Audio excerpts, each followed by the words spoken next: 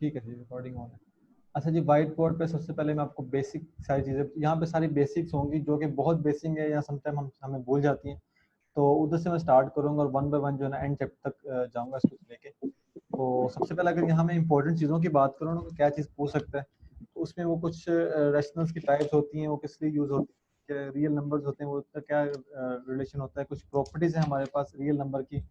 हम प्रॉपर्टीज़ को देखेंगे रियल नंबर्स की कि वो क्या-क्या प्रॉपर्टीज़ हैं। उसके बाद हम इक्वालिटीज़ और इनइक्वालिटीज़ को देखेंगे। कॉम्प्लेक्स नंबर बहुत ही हमारे पास इंपॉर्टेंट है। उसमें कुछ पूछ लेता है कि इमेजिनरी और प्योर इमेजिनरी में क्या डिफरेंस होता है। तो इस तरह की चीज़ें, उसमें फिर पोलर और कॉन्जुगेट इसका कंसेप्ट आ जाता है।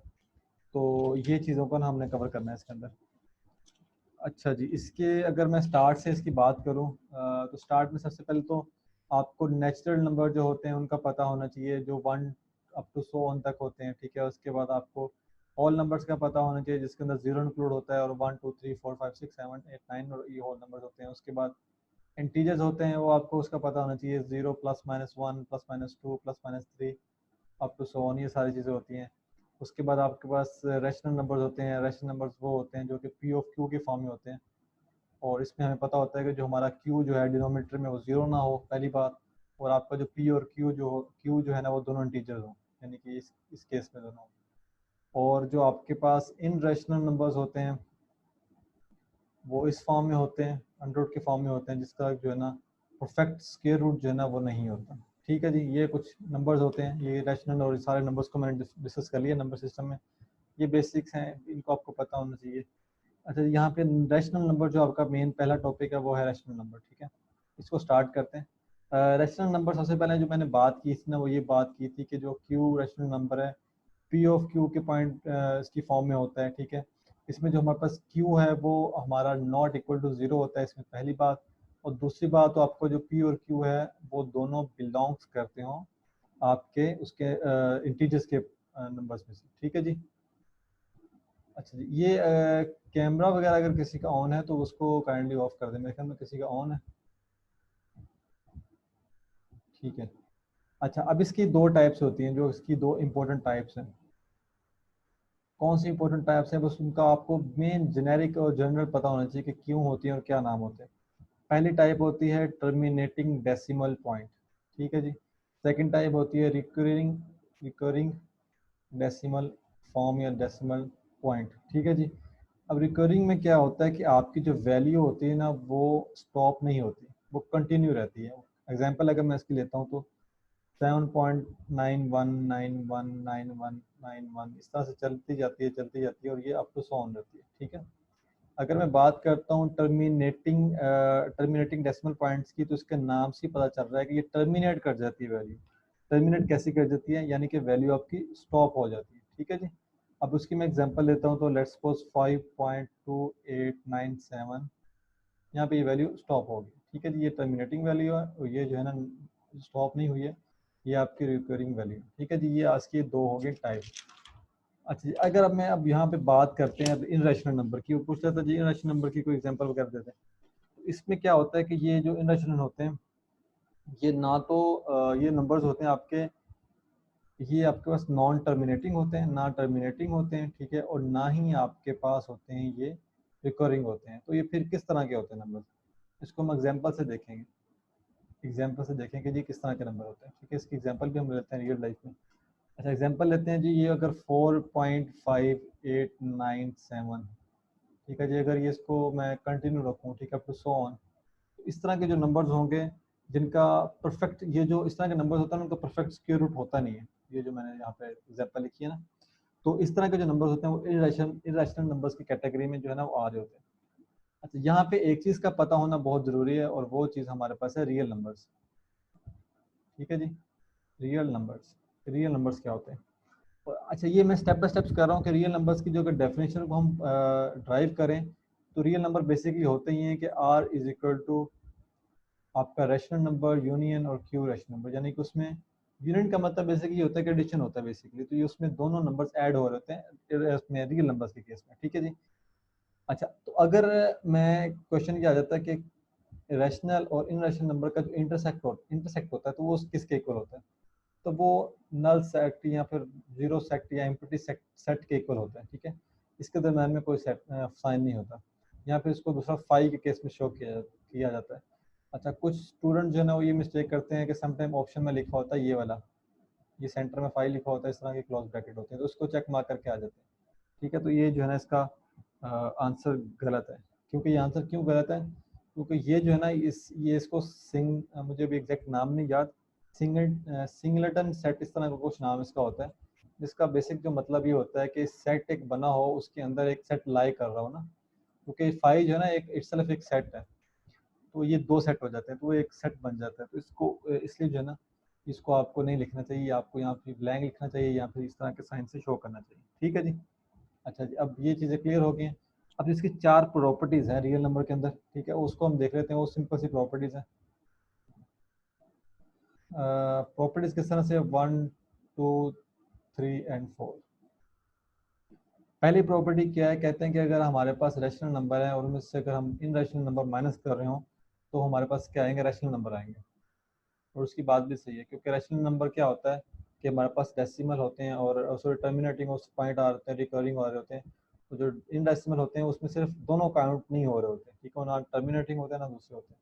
अब इसको इस तरह से एग्जांपल ले लें कि 1.4444 माइनस जीरो करना हो तो उसका आंसर वही आता है, इसका आता है। ठीक है, अगर मैं यहाँ पे बात करता हूँ रियल नंबर में से, अगर मैंने माइनस करना है उसके सॉरी यहाँ पे ये नहीं है, रैशनल नंबर को माइनस करना है, तो उसका आंसर फिर क्या होगा? इरेशनल नंबर होगा, क्योंकि मैंने बताया कि रियल जो नंबर होते हैं वो कॉम्बिनेशन होता है रैशनल और इरेशनल नंबर का। फर्दर अगर इसको हम डिस्कस करें थर्ड पॉइंट पे, तो अगर रैशनल नंबर को हम माइनस करते हैं इरेशनल नंबर से, यहाँ पे मैंने रैशनल नंबर को माइनस किया था और यहाँ पे इरेशनल नंबर को माइनस करा, इसका जो आंसर है फिर वो इरेशनल नंबर आ रहा होगा। और फोर्थ पे फिर इसी के अगेंस्ट में आ रहा होगा कि रैशनल नंबर को अगर मैं माइनस करता हूँ इरेशनल नंबर से, तो उसका आंसर जो है ना वो रैशनल नंबर आ रहा है। ठीक है थी, ये कुछ चीज़ें इसको आपने देख लेना है। बाकी अगर हम अब चैप्टर पे मूव करते हैं, इसमें ये सारी चीज़ें मैंने आपको बता दी हैं क्या क्या चीज़ होती हैं। ये भी बता दिए पी ओ क्यू के फॉर्म में रैशनल नंबर और इरेशनल नंबर होते हैं, और जिनको हम पी ओ क्यू के फॉर्म में नहीं लिख सकते और जो परफेक्ट जिनका स्क्वायर रूट नहीं होते उस तरह के फॉर्म में आ रहे होते हैं हमारे पास। अच्छा जी, डेसिमल पे जाने से पहले हम ये टर्मिनेटिंग मैंने बता दिए हैं, रिक्वेरिंग भी मैंने आपको बता दिया किस तरह से होते हैं। ये वहाँ सारी उसकी एग्जांपल्स हैं। जो पाई वगैरह का कंसेप्ट है वो आपका एफ तक है इंपॉर्टेंट, यहाँ पे नहीं इंपॉर्टेंट, तो रैशनल क्यों होता है ये इस पर काफ़ी लंबी डिबेट हो जाती है काफ़ी ज़्यादा। तो इसकी प्रॉपर्टीज़ जो है ना वो इंपॉर्टेंट है। यहाँ पे इसका 1.3 पॉइंट है इसका। तो प्रॉपर्टी में जो है ना इसका बाइनरी ऑपरेशन को आपने याद रखना है। इसमें बाइनरी ऑपरेशन आ रहा होता है। अच्छा, बाइनरी ऑपरेशन होता क्या है बेसिकली? बाइनरी ऑपरेशन को आप इस केस में याद करें कि अच्छा, बाइनरी पहले वर्ड आपको देख लें कि बाइनरी टू वर्ड्स में आ रहा है, ठीक है, यानी कि ए और बी के केस में आप ले सकते हैं कि टू वर्ड्स में। और ये जब भी हम बात करेंगे बाइनरी ऑपरेशन की तो हम रियल नंबर्स की बात करेंगे, यानी कि आर की बात करेंगे। ठीक है, बाइनरी ऑपरेशन के केस में, जिसमें हमारे पास क्या होता है? रैशनल और इरेशनल नंबर का वो हमारे पास यूनियन होता है। अच्छा जी, अब मैं बात कर रहा था कि बाइनरी ऑपरेशन होते क्या हैं। बाइनरी ऑपरेशन वो होते हैं जो आपके सेटिस्फाई कर रहे हो क्लोजर प्रॉपर्टीज को। ठीक है, जो आप क्लोजर प्रॉपर्टीज को सेटिस्फाई कर रहे हो उसको आप बाइनरी नंबर्स कहते हैं। ठीक है, जैसे कि यहाँ पे गिवन हुआ। अच्छा जी, उसके बाद आपकी कुछ प्रॉपर्टीज़ हैं, आप प्रॉपर्टीज़ को डिस्कस कर लेते हैं। प्रॉपर्टीज़ को हम जो है ना वाइट बोर्ड पर डिस्कस कर लेते हैं। अच्छा जी, प्रॉपर्टीज़ को डिस्कस करते हैं। यहाँ पे हम करेंगे बात एडिशन की, ठीक है जी, और यहाँ पे हम बात करेंगे मल्टीप्लिकेशन की। और ये बहुत सिंपल सिंपल सी प्रॉपर्टीज़ हैं, वन बाय वन बात करूँगा मैं। यहाँ पे पहले अगर क्लोजर लॉ ऑफ एडिशन की बात करें तो क्लोजर लॉ ऑफ एडिशन में क्या होता है कि वो कहता है कि ए और बी हमारे पास अगर दो नंबर हैं तो वो एक तो हमारे पास रियल नंबर के होने चाहिए, वो मैंने हमने बात की कि बाइनरी के केस में या रियल नंबर के केस में उसके अंदर उसके इंक्लूड करने चाहिए। ठीक है, और अगर वो कहता है कि अगर इसका मतलब ये है तो फिर जाहिर सी बात है अगर दोनों को ऐड करेंगे तो वो भी बिलोंग्स टू करेंगे रियल नंबर। अगर मल्टीप्लिकेशन की बात करते हैं तो वहाँ फिर प्लस की जगह मल्टीप्लिकेशन का साइन आके बिलोंग्स टू रियल नंबर। ठीक है जी, एसोसिएटिव लॉ की बात करें तो एसोसिएटिव लॉ में क्या होता है? A plus into b plus c is equal to a plus b. ये बहुत सिंपल सिंपल सी चीज़ें हैं वैसे, सी इस तरह से होते हैं। और मल्टीप्लिकेशन में क्या होता है? ए इंटू बी सी और बी ए बी इंटू सी। ठीक है जी, इस केस में सारी चीज़ होती हैं। इसी तरह से एडिटिव लॉ होता है। एडिटिव लॉ ये कहता है कि खुद का जो इन्वर्स होता है ना, अगर हम ऐड करते हैं किसी एक नंबर को उसके माइनस के साथ इन केस ऑफ एडिटिव, तो वो जीरो के इक्वल होता है। और वो मल्टीप्लिकेशन में क्या कहता है? मल्टीप्लिकेशन में वो ये कहता है कि अगर हम इनवर्स के साथ उसका डॉट प्रोडक्ट करवाते हैं तो वो 1 के इक्वल आता है। इनवर्स का मतलब ये है कि अगर मैं 2/2 की बात करता हूँ तो वो 1 के इक्वल आएगा। इसी तरह से ये था हमारे पास एडिटिव आइडेंटिटी, और इसके बाद हम बात करेंगे ये था हमारे पास एडिटिव इनवर्स। एडिटिव आइडेंटिटी जो होती है ना, वो हमारे पास वो आपके पास ये होती है कि अगर मैं प्लस के केस में ऐसी टर्म के साथ ऐड करूं तो आंसर वही आ जाए, तो वो हमारे पास 0 इक्वल होता है। जिसके साथ हम ऐड करें किसी भी टर्म को तो वही आंसर आ जाता है। और मल्टीप्लिकेशन में किसी ऐसी टर्म के साथ मैं मल्टीप्लाई करूँ तो वही आंसर आ जाए, तो वो हमारे पास 1 होता है। ठीक है जी, तो ये कुछ चीज़ें हैं, ये आपको पता होना चाहिए। ये इसकी जो प्रॉपर्टी सारी मैंने आपको बताई हैं, ये सारी प्रॉपर्टी इसमें यही मेंशन की हुई हैं जो यहाँ पे हैं। ठीक है जी, ये क्लोजर लॉ की और ये सारी चीज़ें की। ये कॉम्पिटेटिव पीछे रह गई है, ये भी देख लीजिएगा, a + b = b + a simple, ये भी है। अच्छा जी, इसके अंदर डिस्ट्रीब्यूटिव एक प्रॉपर्टी होती है। डिस्ट्रीब्यूटिव प्रॉपर्टी ये कहती है कि जी a into b + c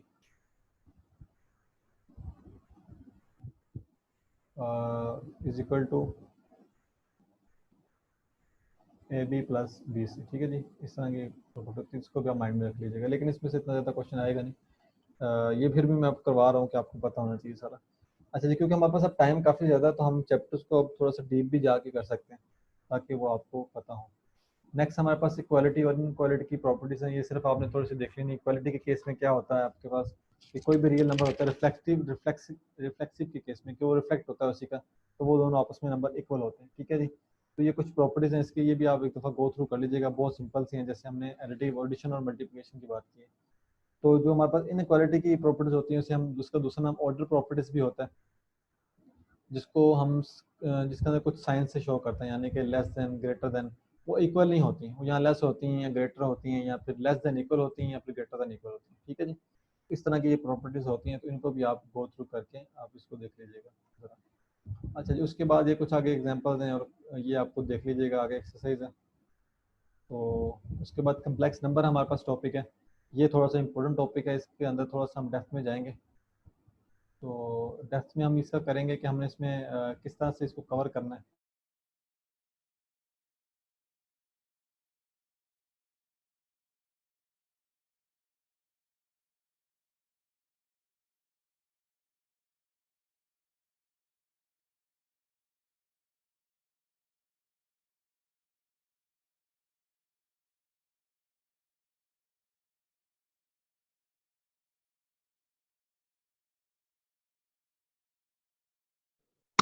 Shoaib भाई आवाज नहीं आ रही।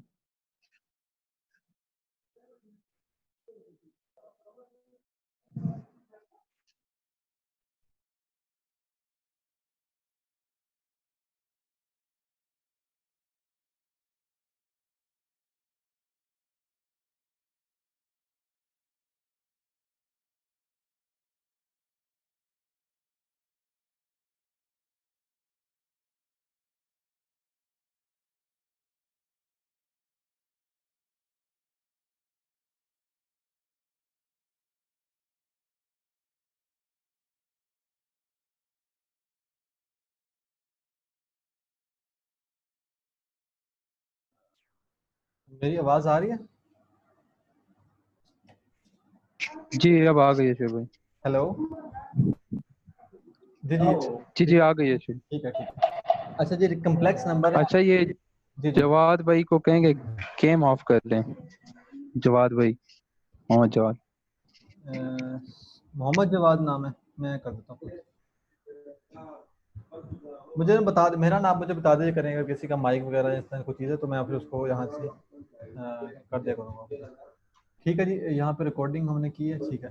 अच्छा जी, हमने कम्प्लेक्स नंबर की बात करनी है, और कम्प्लेक्स नंबर से पहले ना आपको इसका जो मेन पार्ट होता है, जो कि इमेजिनरी पार्ट होता है, उसका थोड़ा सा डेप्थ में पता होना चाहिए। तो मैं यहाँ पे वाइट बोर्ड पे कुछ इसकी बेसिक चीज़ें बता देता हूँ जो कि आपको ना नेक्स्ट काम भी आएंगी। जो इंजीनियरिंग वाले लोग हैं उनको कम्प्लेक्स नंबर आगे काफ़ी ज़्यादा काम आते रहते हैं पावर सिस्टम वगैरह के केस के अंदर, जिसमें अपने पावर सिस्टम के कंपोनेंट्स वगैरह फाइंड करने होते हैं। अच्छा जी, हमारे पास लेट्स को जो कम्प्लेक्स नंबर की जो होती है वो इस तरह की फॉर्म में होते हैं। ठीक है जी, तो ये आपके पास जो नंबर होता है ये आपके पास रियल नंबर होता है, और ये आपके पास होता है वो इमेजिनरी नंबर होता है। इमेजिनरी जो होता है वो नंबर नहीं होता, वो इमेजिनरी पार्ट होता है। ठीक है, कुछ हम लोग इसे इमेजिनरी नंबर कहते हैं। ये बेसिकली पार्ट होता है जो इमेजिनेशन पार्ट होता है, जिसको हम एज अ इमेजिनेशन के पॉइंट ऑफ व्यू से ऐड करते हैं। वो कैसे ऐड करते हैं, हमारे पास एक टर्म आती है x square is equal to -2। ठीक है, अब इसको सॉल्व करना है। जो आगे फर्दर होगा x is equal to, sorry ये आपके पास ये है ना एक्स स्क्वायर 2 है, तो अगर मैं स्क्वायर खत्म करता हूँ तो ये -2 का अंडर रूट आ जाएगा। ठीक है, तो अब इसको सॉल्व करना है। एक हम इमेजिनेशन नंबर ऐड कर देते हैं इस तरह से। ठीक है, -2 सेपरेट हो जाता है, तो इस तरह से ये सेपरेट होके ये हमारे पास जो नंबर आता है ना वो एक इमेजिनेशन पार्ट आ जाता है या इमेजिनेशन नंबर आ जाता है। ठीक है, तो जिस जहाँ से हमारा मेन प्रोसेस स्टार्ट होता है इमेजिनेशन का, कि हम इसमें क्यों ऐड कर रहे होते हैं और इसके आगे प्रॉपर्टीज वगैरह क्यों ऐड करते हैं। अच्छा, इसको हम जो इसको किस नाम से करते हैं, इसको अयोटा के नाम से हम डिफाइन करते हैं। और इसको अगर थोड़ा सा देख लें कि इसकी क्या वैल्यूज होती है, आई इज इक्वल टू आपके पास होता है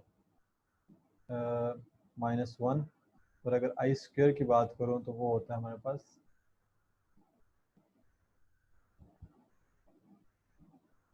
नहीं सॉरी, आई जो होता है वो आपके पास होता है -1 का अंडर रूट होता है, और स्क्वायर में जो है ना वो -1 आ जाता है। तो ये दो चीज़ों को आपको पता होना चाहिए जो कि आगे बहुत ज़्यादा आपको काम आएंगे। ठीक है जी। अच्छा, दो तरह के जो है ना वो आपके पास इमेजिनरी नंबर होते हैं। इनका आपको पता होना चाहिए कि 2 टाइप्स ऑफ इमेजिनरी नंबर्स होते हैं। ठीक है, वो टाइप्स क्या होती हैं, एक आपके पास होता है प्योर इमेजिनरी होता है। ठीक है जी, और दूसरा आपके पास इमेजिनरी या फिर उसको कम्प्लेक्स नंबर भी कहते हैं, और दूसरा आपके पास इस फॉर्म में होता है। अच्छा, इस केस में क्या होता है, ये जो आपका वो प्योर होता है इसमें रियल पार्ट नहीं इंक्लूड कर रहा होता है। अगर मैं एग्जांपल लूँ तो 3 यो अयोटा या 3i 4i 5i 6i 7i इस तरह के फॉर्म में आ रहा होगा। जो आपका इमेजिनरी या कम्प्लेक्स होता है वो किस फॉर्म में आता है, वो हमारे पास पूरी एक कम्प्लेक्स नंबर की फॉर्म में आता है, a प्लस बी अयोटा, या अगर मैं रियल नंबर्स के पॉइंट ऑफ व्यू से बात करूँ तो 2 प्लस 4 अयोटा। ठीक है जी, सो इस तरह से आप इसको जो है ना वो ले सकते हैं। ठीक है जी। अच्छा जी, यहाँ पे एक दो प्रॉपर्टीज़ हैं, वो अब यहाँ पे पॉइंट्स बता देता हूँ कि यहाँ पे अगर मेरे पास अयोटा की पावर इवन होगी तो इसके कुछ सोल्यूशन होते हैं कि अयोटा की पावर इवन हो तो फिर मैं कैसे इसको सॉल्व कर सकता हूँ विदाउट कैलकुलेटर या without any external source, odd हो या इवन हो। ठीक है जी, तो इसको किस तरह से हमने करना है, तो इसकी एग्जांपल ले लेते हैं। एग्जांपल से पहले मैं आपको इसका बता देता हूँ। अगर आपके पास इवन आता है ना, इसका मतलब ये है कि आप उसका आंसर 1 होगा, अगर ऑड होता है तो उसका आंसर -1 होगा। इससे इसका मतलब क्या है, हम एग्जांपल लेते हैं इसकी। अयोटा 16 है, अब अयोटा 16 को अगर मैं पावर में करूँ, अयोटा 8 × 2 बनते हैं। ठीक है, 2 अब जो है ना इवन नंबर है, तो इसका आंसर सिंपल सा 1 आ जाएगा। अगर हम ऑड नंबर की बात करें तो अयोटा 14 जो होता है वो होता है i7 × 3। ठीक है, अब ये जो है ना वो ऑड नंबर है तो इसका आंसर -1 होगा। ठीक है, तो इस तरह से जितने भी नंबर्स आ जाएं, जितने भी मल्टीपल पावर्स में आ जाएं, तो उसको आप इस तरह से डिवाइड जो है ना वो कर सकते हैं। और ये जो आपका एमसीक्यूज यहाँ पे आता है, वो इस चैप्टर में से जो भी एमसीक्यूज आएगा वो इतना आपने माइंड में रखना है कि वो 1 मिनट के अंदर अंदर सोल्व होता होगा, 1 या 2 मिनट के अंदर अंदर। ठीक है जी। अच्छा जी, वो आपका हो गया, ये सारी चीज़ें होगी।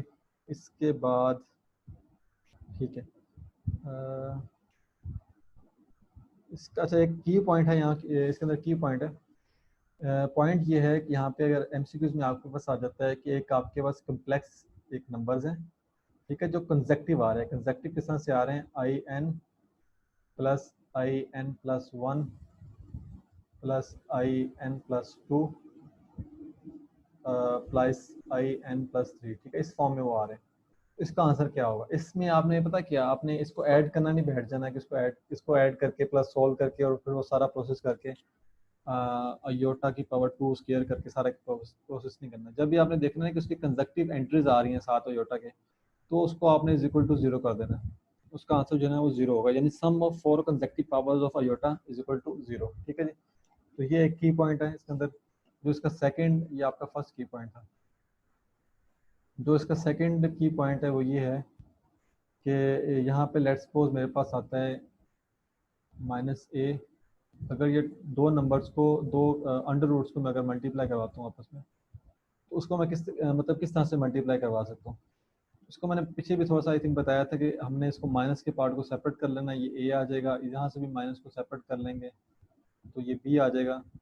तो यहाँ से फिर हम इन दोनों को सॉल्व कर सकते हैं। हम स्टूडेंट की गलती क्या करते हैं, इसको क्या करते हैं, इसको होल का अंडर रूट लेके -a भी कर देते हैं। ठीक है, इस तरह से उसको सॉल्व करते हैं, तो ये जो है ना वो टोटली रॉन्ग है। या इस तरह से कर देते हैं, यहाँ पे इसको minus a multiply by minus b इसका होल का अंडर रूट ले लेते हैं, जो कि टोटली रॉन्ग है। इसमें इसका जो असल मेथड है वो ये है, इसका जो असल आंसर है वो ये है कि आपने -1 ले लिया इसको, ठीक है, -1 जो है ना अब उसका अंडर रूट आ जाएगा और आगे ए और बी इस तरह से आ जाएगा, ठीक है। अब -1 हमारे पास अयोटा के इक्वल होता है, नेक्स्ट जो है ना ए बी का अंडर रूट, तो ये इसका जो है ना करेक्ट आंसर है। इस तरह क्या हो रहा है, बल्कि हम इसकी एग्जांपल अगर ले लें, एक एग्जांपल ले लेते हैं। हमारे पास 2 अंडर रूट है एक, और एक है 3 अंडर रूट, ठीक है जी। इन दोनों का उसने पूछा कि इसका रिजल्टेंट क्या आएगा, तो यहाँ पे इसको -1 अंडर रूट एक सेपरेट हो जाएगा, 2 अंडर रूट ये हो गया, मल्टीप्लाई माइनस अंडर रूट इधर से आ गया, और 3 अंडर रूट ये हो गया।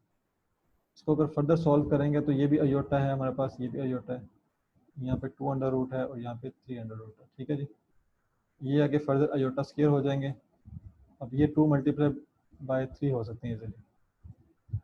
अब यहाँ पे हमारे पास अयोटा स्क्वायर 6 अंडर रूट, ठीक है जी, जो कि हमारे पास -1 होता है, या माइनस अंडर रूट से कह लें 6, इसका ये आंसर होगा,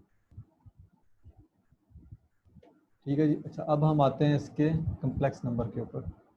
इसके अब ये जो जितनी भी अभी बात हुई थी, ये सारी बात हुई थी इन केस ऑफ कि जब आपके पास आपका जो नंबर इमेजिनरी पार्ट जो है ना उसको हम किस किस तरह से या किस मेथड से सॉल्व कर सकते हैं, ठीक है। अब बात करते हैं हम उसके बात कम्प्लेक्स नंबर्स की। तो कम्प्लेक्स नंबर में सबसे पहले जो कम्प्लेक्स नंबर के फॉर्म होगी वो a प्लस अयोटा बी, इस फॉर्म में वो कम्प्लेक्स नंबर्स होंगे, ठीक है। इसका आपको पता होना चाहिए। बाकी मैंने आपको बताया था कि अयोटा का आपको पता होना चाहिए उसकी क्या वैल्यू होती है, और अयोटा स्केयर की वैल्यू पता होना चाहिए, इसमें रियल पार्ट का पता होना चाहिए, इसमें इमेजिनरी पार्ट का पता होना चाहिए।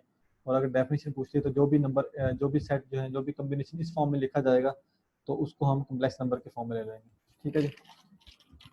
नेक्स्ट हम बुक में मूव करते हैं।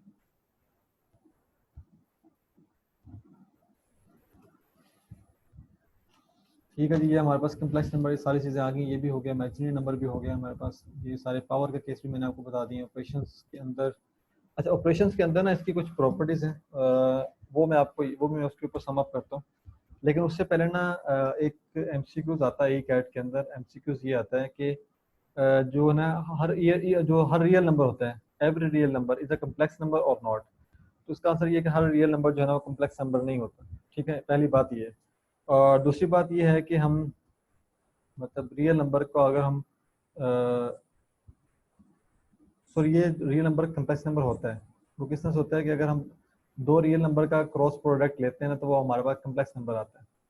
तो वो किस केस में आता है, वो हमारे पास अगर कार्टेशियन के प्लेस में लो तो यहाँ पे अगर एक हमारे पास कम्प्लेक्स नंबर आ रहा है जो कि ए और बी है, ठीक है, उसको अगर मैं यहाँ पे पॉइंट करवाऊंगा तो किस तरह से पॉइंट होगा, वो इस तरह से पॉइंट हो रहा होगा, ठीक है। वो 1 1 भी हो सकता है, वो 2 2 भी हो सकता है, वो 3 3 भी हो सकता है, ठीक है। तो इस फॉर्म में जो नंबर्स होंगे वो आपके उस के अंदर होंगे। वो अगर मतलब उसका कहने का मतलब ये रियल नंबर कैसे होता है, मतलब अगर हमारे पास एक रियल नंबर है, सिंपल ये है, ठीक है। अब इसके साथ कोई अयोटा या कोई भी साइन नहीं है, तो यहाँ पे अगर मैंने कम्प्लेक्स नंबर बनाना है तो कैसे बना सकता हूँ, +0 अयोटा कर सकता हूँ, ठीक है। तो यहाँ पे मुझे पता चल गया कि कोई भी रियल नंबर जो है वो कम्प्लेक्स नंबर हो सकता है। अच्छा, इसकी अगर मैं प्रॉपर्टीज़ की बात करूँ तो इसके अंदर कुछ 3 और 2 पॉइंट्स हैं इसके, जो कि 2 इंपॉर्टेंट पॉइंट्स हैं। जिसका फर्स्ट पॉइंट है ना वो ये है कि जो आपकी ऑर्डर प्रॉपर्टीज़ होती हैं, ऑर्डर प्रॉपर्टीज़ मैंने क्या कहा था पीछे कि जो लेस देन होती हैं, ग्रेटर देन होती हैं, लेस देन इक्वल होती हैं, ग्रेटर देन इक्वल होती हैं, ठीक है। इस तरह की जो प्रॉपर्टीज़ होती हैं ना वो यहाँ पे हमारे पास होल्ड करती ही नहीं। तो इसको आपको पता होना चाहिए कि इस तरह की प्रॉपर्टीज़ आपको होल्ड नहीं करती। इसके बाद यहाँ पे हो गया, यानी कि अगर मैं इसके एग्जांपल लूँ तो a plus 3 iota greater than और इक्वल, इस तरह के केस में ना ये दोनों आपस में इक्वल नहीं हो सकती, ठीक है। तो ये प्रॉपर्टी यहाँ पे होल्ड नहीं करती। और बाकी जो यहाँ पे सेकंड जिसकी प्रॉपर्टी थी वो एडिटिव प्रॉपर्टी है, वो यहाँ पे होल्ड करती है। इसकी एडिटिव प्रॉपर्टी किस तरह से होती है कि वो जब हमारे पास 2 + 3 अयोटा इंटू 4 + 5 अयोटा, ठीक है। लेकिन इसको भी क्या करना होता है, हमने सॉल्व रियल का पार्ट रियल में ऐड करना होता है, कम्प्लेक्स का पार्ट कम्प्लेक्स में ऐड करना होता है, यानी कि 2 + 4 इंटू 5 + 3, ठीक है। तो यानी कि 6 + 8 अयोटा, इस तरह से होगा। और आपने इसको भी सॉल्व इस तरह से करना है। राइटिंग थोड़ा सा वो देख लीजिएगा क्योंकि थोड़ा सा ना इशू है राइटिंग में। अच्छा जी, इसमें जो थर्ड पॉइंट है वो सबसे इसका इंपॉर्टेंट पॉइंट है कॉन्जुगेट इस चैप्टर का, कॉन्जुगेट ऑफ कम्प्लेक्स नंबर, ठीक है जी। अच्छा जी, कॉन्जुगेट ऑफ कॉम्प्लेक्स नंबर की मैं बात करूं, मेरे पास एक नंबर है, इंटीजर है a प्लस आयोटा b, मुझे कहा जाता है इसका आपने कॉम्प्लेक्स नंबर लेना है या इसका कॉन्जुगेट लेना है। अच्छा ये सॉरी, ये साइन नहीं है, ये जो दो साइन है ना ये उसके मॉडुलस को शो करते हैं, तो ये साइन नहीं है, ये आपका बार जो है ये आपके कॉन्जुगेट को शो करते हैं। तो जब भी वो किसी नंबर का कॉन्जुगेट कहेगा तो आपने क्या करना है, सिर्फ उसका इमेजिनरी पार्ट का साइन चेंज कर देना, ठीक है। और अगर मैं इसको आपको सिंपल वर्ड्स में समझाऊं तो उसका कॉन्जुगेट असल में कहते हैं रिफ्लेक्टिव प्रॉपर्टी को। रिफ्लेक्टिव प्रॉपर्टी को कैसे कहते हैं, मैं आपको ना ग्राफ से बताता हूँ। लेट्स सपोज यहाँ पे था a प्लस अयोटा b, ठीक है जी, इस तरह से था, जो कि यहाँ पे अगर मैं इसके ग्राफ में ड्रा करूँ तो इसका इस तरह से बनता है, यहाँ पे 0 और 0, ठीक है। अच्छा जी, अब मैं अगर इसका कॉन्जुगेट लूँ तो क्या होता है, इसका आएगा माइनस अयोटा बी आएगा, जो कि क्या होता है, जो कि इसके बिल्कुल ही ऑपोजिट यहाँ पे ड्रॉ होगा, यहाँ पे आ जाएगा, जो कि a plus a minus sorry minus iota b होगा। इससे मुझे क्या पता चलता है कि इसकी जो हमारे पास कॉन्जुगेट है वो रिफ्लेक्टिव प्रॉपर्टी होती है, ठीक है। यानी वो सिर्फ आपकी इमेजिनरी पार्ट को चेंज करता है, तो सिर्फ उसका जो रिफ्लेक्शन है ना वो आपको यहाँ पे शो हो जाता है, ठीक है जी। तो ये इस बात को ज़रा आपने माइंड में रखना है। बाकी अगर उसके एक और क्वेश्चन ये आ जाता है समटाइम के डबल कॉन्जुगेट होता है, उसका क्या आंसर होता है, उसका आंसर वही होता है जो आपका मेन चीज़ होती है, यानी कि कॉन्जुगेट कॉन्जुगेट को कैंसिल कर देते हैं, ठीक है जी। बस इसकी ये पॉइंट्स हैं कुछ, बाकी इस चैप्टर के अंदर जो मेन पॉइंट है ये आ सकता है। और इसके बाद ये हमारे पास कॉन्जुगेट की प्रॉपर्टीज भी हो गई हैं, properties of function, operational, additive, ये ठीक है, ये भी हो गया हमारे पास, एडिटिव और ऑर्डर प्रॉपर्टीज, स्पाइरल, इसको छोड़ दें। एक्सरसाइज, रियल नंबर, कार्टेशियन, जैसे कार्टेशियन प्लेस में मैंने आपको बता दिया कि आपने किस तरह से डिनोटेड में शो करना होता है उसके इस पार्ट को। बाकी अच्छा इसके अंदर जो मेन इंपॉर्टेंट बात है वो है मॉडुलस की, वो तीन चार बातें इंपॉर्टेंट है इसके अंदर, वो भी मैं आपको बता देता हूँ। ये जो सारे प्लेन्स आ रहे हैं ना कि प्लेन के अंदर वो हम उसको किस तरह से डिनोट करेंगे। अच्छा उसने प्लेन के अंदर डिनोट, अच्छा ये मुझे बताइए व्हाइट बोर्ड नजर आ रहा है आपको, जो मैं व्हाइट बोर्ड पे ड्रॉ कर रहा हूँ, कुछ काम कर रहा हूँ व्हाइट बोर्ड के ऊपर, तो वो मुझे बता दें अगर है। जी नजर आ रहा है शुभ। ओके ठीक है। अच्छा इसमें ना आपका जो मॉडुलस है ना, मॉडुलस का सबसे पहले तो आपको मॉडुलस का पता होना चाहिए कि वो उसका मतलब है मॉड लेना, ठीक है। अब मोड का सबसे पहले अगर साइन की बात करें तो इस तरह के दो बार्स में उसका साइन करते हैं, ठीक है जी। अच्छा उसके बाद अगर मैं इसको ग्राफिकली बात करूं या इसको प्लेन के ऊपर बात करूं कि प्लेन में किस तरह से इसको शो करते हैं, तो ये बेसिकली अगर लेट्स सपोज यहाँ पे मेरे पास एक कम्प्लेक्स नंबर है जिसको a प्लस बी कहते हैं या a प्लस अयोटा बी की फॉर्म में, ठीक है जी। मुझे कहा जाता है कि इसका आपने कॉन्जुगेट लेना है। अब कॉन्जुगेट बाय डेफिनेशन क्या होता है, कॉन्जुगेट बाय डेफिनेशन ये है, ये कहता है कि distance between origin to this point, यहाँ से यहाँ तक का डिस्टेंस जो होता है ना वो कॉन्जुगेट होता है, ठीक है जी। तो ये आपका जो है ना ये कॉन्जुगेट है। अब कॉन्जुगेट को फाइंड करने का फॉर्मूला क्या है, तो कॉन्जुगेट को फाइंड करने का फॉर्मूला उसने ये बताया हुआ है कि आपने रियल पार्ट का स्क्वायर प्लस इमेजिनरी पार्ट का स्क्वायर उसका अंडर रूट। अब इसमें रियल पार्ट क्या है ए स्क्वायर, इमेजिनरी पार्ट क्या है बी स्क्वायर, अयोटा को इसमें नहीं लेना आपने और उसका अंडर रूट। अब यहाँ पे इसका कॉन्जुगेट क्या होगा, इसका कॉन्जुगेट होगा ए स्क्वायर प्लस बी स्क्वायर का अंडर रूट, ठीक है जी। तो ये मॉडुलस की प्रॉपर्टी सारी यहाँ पे आ गई। अगर मैं यहाँ पे इसको बात करूँ रियल नंबर्स पे एग्जांपल के साथ बात करूँ तो लेट्स यहाँ पे एग्जांपल ले लेते हैं, और एग्जांपल हम इस तरह से लेते हैं कि z is equal to 2 plus 3 iota, या इसको थोड़ा सा और कॉम्प्लेक्स कर लेते हैं, अंडर उसका अंडर रूट ले लेते हैं यहाँ पे। अच्छा इसका सबसे पहले तो ये ग्राफ आ गया, ठीक है। यहाँ पे लाइक कर रहा है ये वाला पॉइंट, ठीक है। तो मुझे ये वाला पॉइंट फाइंड करना है, ये दोनों पॉजिटिव साइन है, तो पॉजिटिव साइन का मतलब ये है कि फर्स्ट क्वाड्रेंट में लाइक कर रहा होगा, नेगेटिव साइन होगा तो फिर इधर लाइक करेगा, दोनों नेगेटिव होंगे तो यहाँ करेगा, रियल नंबर नेगेटिव होगा तो फिर यहाँ पे करेगा। अच्छा जी, अब मैंने जो क्या करना है सबसे पहले उसका जो है ना मोड लेना है। मोड लेने के लिए मैंने क्या कहा था कि इसका रियल नंबर सबसे पहले अंडर रूट का स्क्वायर आ जाएगा प्लस 3 का स्क्वायर उसका होल का अंडर रूट, जिसको कैंसिल कर दे यहाँ पे ये 2 आ जाएगा, ये प्लस 9 ये आ जाएगा, और ये फर्दर जो है ना 11 का अंडर रूट ये आ जाएगा, ठीक है जी। तो इसका जो है ना मोड ये आ गया, ये आगे से ये क्लियर है, मुझे बता दें इसमें अगर किसी को कंफ्यूजन है तो मैं ताकि इसको रिपीट कर दूँ।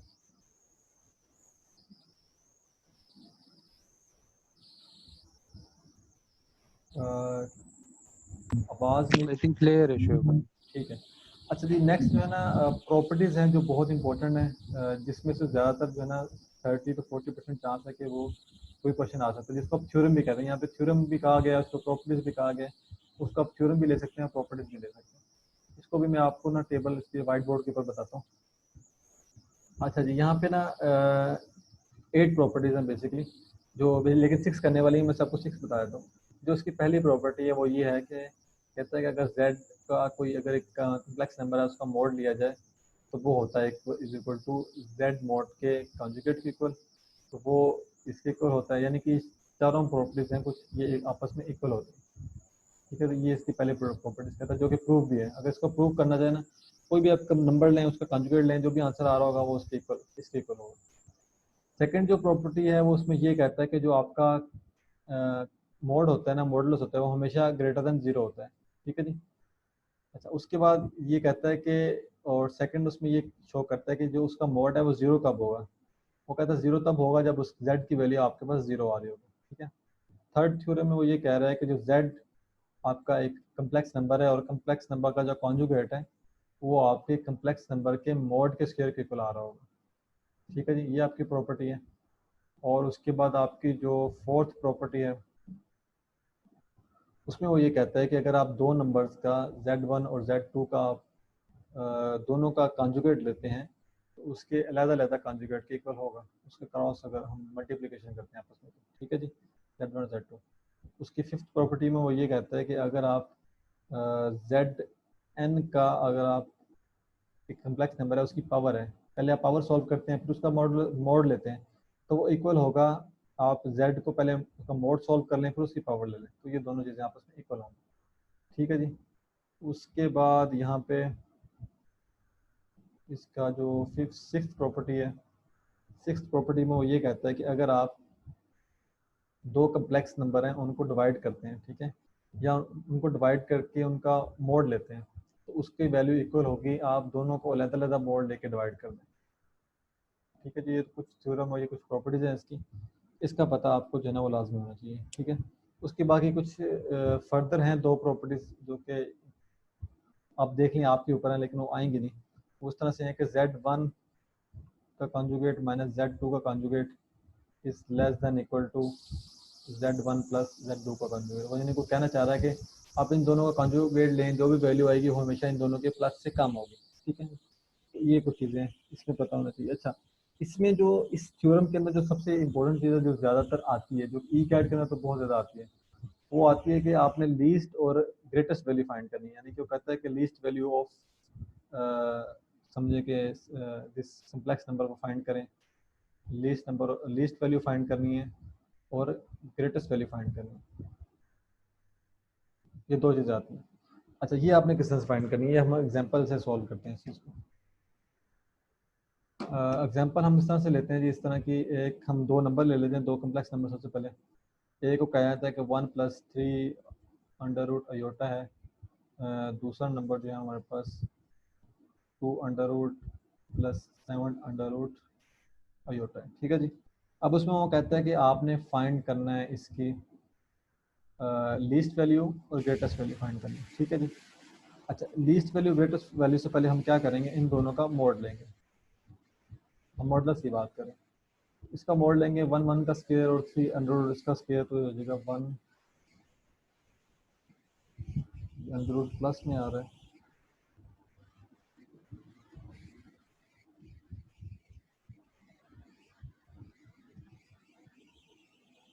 या प्लस 2 आंसर आ जाएगा, तो 3 + 1 4 होता है, तो उसका 2 आंसर आ जाएगा। अगर मैं Z2 का यहाँ पे मोड लेता हूँ तो ये हो जाएगा 2 + 7, यहाँ पे 3 आ जाएगा। ठीक है जी। यहाँ मुझे पता चल गया कि इसका Z1 और Z2 का आंसर कितना आया, 3 आया। अच्छा, मैंने फाइंड करनी है लीस्ट वैल्यू। जब आप लीस्ट वैल्यू फाइंड करेंगे आप क्या करेंगे, Z1 माइनस Z2 करेंगे। Z1 मेरे पास कितना था, 2 - 3, ये आ जाएगा 1। 1 आपके पास क्या है, आप इसकी लीस्ट वैल्यू। अब मैंने फाइंड करनी है इसकी ग्रेटेस्ट वैल्यू, तो ग्रेटेस्ट वैल्यू क्या करेंगे, Z1 प्लस Z2, इसमें क्या होगा, 3 + 2 5 हो जाएगा। तो ये इसकी क्या है यहाँ पे, शोएब भाई ये -1 आएगा, हाँ जी, 2 -3 है ना, ये -3 जो है। Z1 -1 आएगा। नहीं नहीं, ये हमारे पास Z1 जो है वो 2 है। अच्छा ये -1 आएगा, और ये आपके पास ये आ गया 5 और प्लस, या ठीक है ये आपका 5, 3 + 2 5 होगा, ठीक है। तो ये आपकी ग्रेटेस्ट वैल्यू है, तो ये आपकी जो है ना वो लीस्ट वैल्यू, जो कि आपकी वैसे भी शो भी कर रही है उधर से। ओके जी, ये आप ये एक इम्पोर्टेंट क्वेश्चन है, ये इसको बार बार देख लीजिएगा। अच्छा उसके बाद दो और इम्पोर्टेंट फार्मूलाज हैं, जो कि यहाँ पे दिए नहीं हुए, लेकिन ये 2 ट्रिक्स हैं, तो ये बहुत इंपॉर्टेंट ट्रिक्स हैं। अगर आपके पास ना बी की वैल्यू, यानी कि आपकी इमेजिनरी जो नंबर है ना उसकी अगर वैल्यू ग्रेटर देन 0 आ जाती है, तो फिर आपने इसको डायरेक्ट अगर वैल्यू फाइंड करनी हो, डायरेक्ट आंसर निकालना हो, तो फिर कैसे करना है? अगर लेस देन 0 आ जाती है फिर कैसे करना है?